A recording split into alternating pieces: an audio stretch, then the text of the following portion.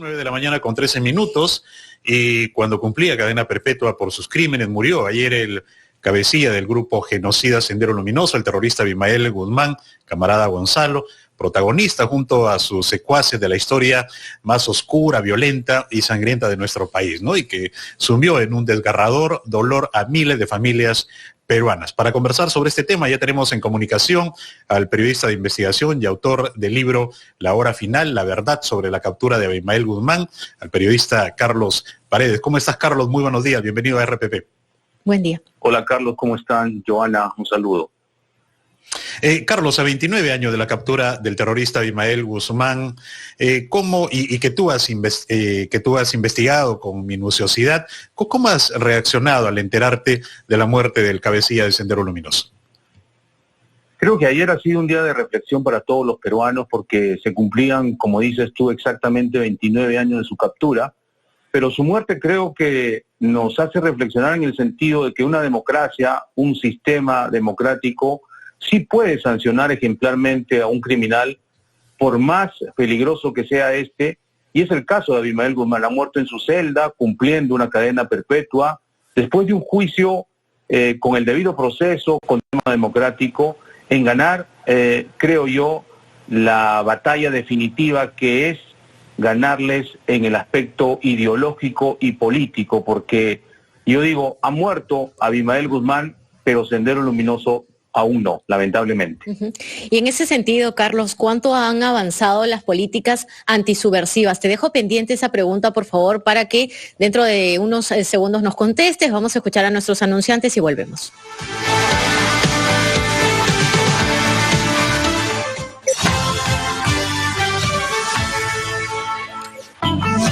Las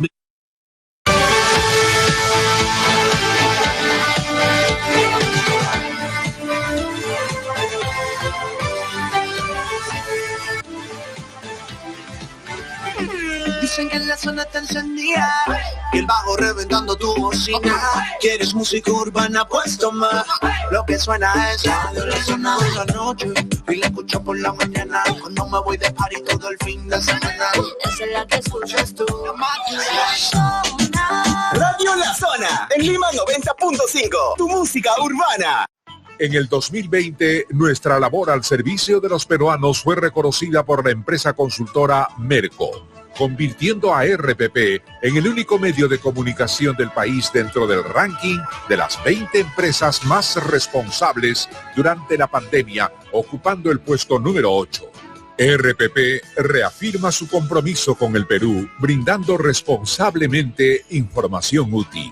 Gracias por la confianza que nos alienta a continuar con nuestro propósito, promover el progreso de los peruanos. RPP, la voz del Perú.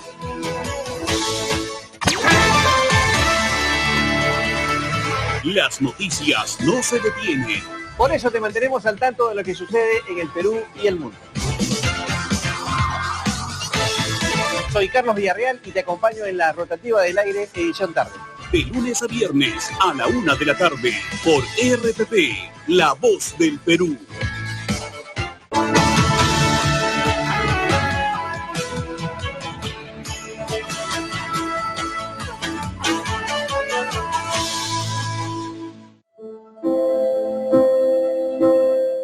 En los momentos más difíciles.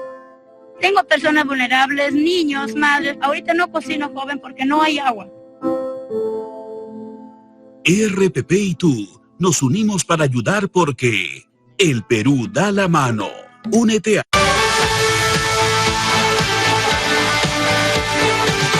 9 de la mañana con 18 minutos, estamos en ampliación de noticias de los domingos aquí en RPP, la voz del Perú. Los acompañan Joana Castro en Lima y Carlos González en Trujillo.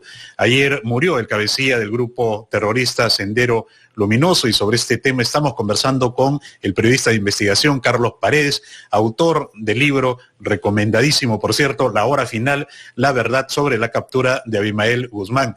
Carlos, nos comentabas que todavía no se le ha ganado ideológicamente al grupo terrorista Sendero Luminoso y sobre esto Joana formulaba la siguiente interrogante, ¿no? ¿Cuánto se ha avanzado realmente en la política antisubversiva en nuestro país?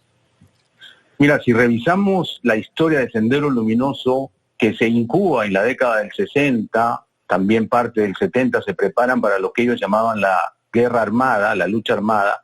Esta se inicia el 18 de mayo de 1980, el día que los peruanos regresamos a las elecciones después de la dictadura militar, y nos costó mucho, alrededor de 10 años, entender el fenómeno de parte de las autoridades y sobre todo de las fuerzas de seguridad, ¿no? Al principio, obviamente hubo excesos, errores, pero luego un grupo de policías entiende la naturaleza de Sendero, se da cuenta que es un grupo clandestino, fanatizado, compartimentado, y donde el líder, este criminal que ha muerto ayer, Abimael Guzmán, se consideraba un semidios, un mesías, ¿no? Por eso decían que era un grupo mesiánico.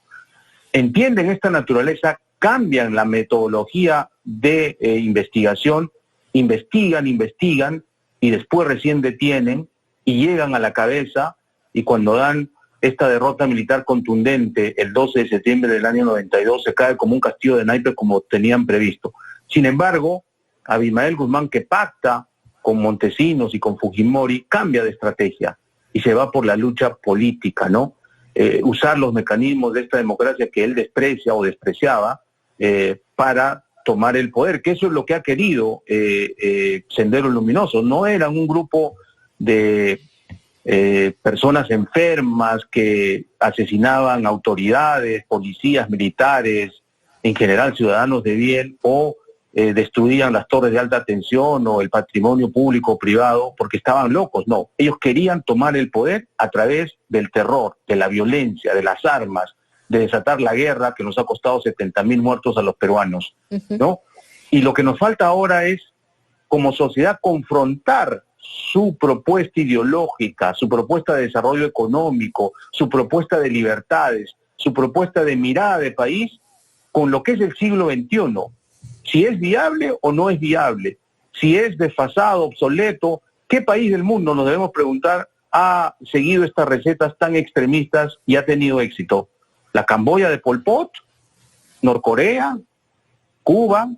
¿Venezuela? ¿Qué país? ¿No? Y yo me temo que ninguno, porque lo que ellos están proponiendo es algo simplemente imposible de cumplir en un mundo globalizado, donde las libertades las reclamamos. Entonces, ¿qué trabajo le corresponde al Estado? Exacto. ¿Qué trabajo le corresponde al Estado, Carlos, al gobierno, para poder contrarrestar este pensamiento violentista y de terror? Yo creo que el primer trabajo es que las nuevas generaciones conozcan al detalle la naturaleza de Sendero Luminoso. ¿Qué es lo que hizo en el país durante 12 o 15 años? ¿Cuál es el tamaño de el problema, el dolor, la muerte, la destrucción que nos generó? Para que conozcan quién fue Abimael Guzmán, porque todavía, lamentablemente, los chicos de 18, 20 años que no han vivido nada de lo que los que tenemos más años nos tocó vivir, los coches bomba, los paros armados, los asesinatos selectivos, que ellos lo llamaban aniquilamiento selectivo, etcétera, ¿no? Primero eso, el trabajo educativo. Y segundo, creo que tenemos que dar un paso como sociedad en hablar de políticas de Estado, ¿no? Proyectarnos con un consenso político, qué es lo que debe transitar, cuál es la ruta que debe transitar el país en los próximos 15, 20, 30 años para lograr el bienestar. Y no estoy hablando ni siquiera de posiciones de derecha o de izquierda, estoy hablando de políticas de Estado en temas fundamentales, educación, salud, seguridad, y creo que haciendo ese trabajo, que algo se ha hecho con esta política de competitividad que se presentaron hace poco, por ejemplo en el MES, ¿no? Pero que no es suficiente.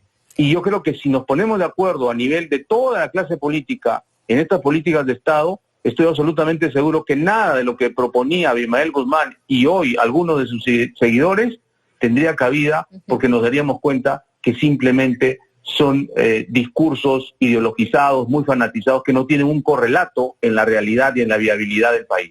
Carlos, tú has sido muy puntual. En varios artículos, entrevistas, has señalado que Movadef es el brazo político de Sendero Luminoso. ¿Estaríamos hablando o pensando en todo caso que este es un momento, con la muerte de Abimael Guzmán, del cabecilla de Sendero Luminoso, en el que se podría ver fortalecido en vez de disminuido más bien? Sí, esa es una buena pregunta. ¿Qué va a pasar con Sendero Luminoso a la muerte de Abimael Guzmán, siendo, como lo hemos dicho, que se trataba de un grupo mesiánico y donde el fundador pues era casi un dios, ¿no? ¿Quién lo va a reemplazar? Esa es una buena interrogante.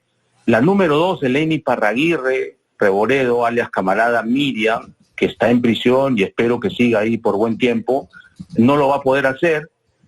Tampoco parte del buró político, que le llaman en su léxico marxista, que está preso.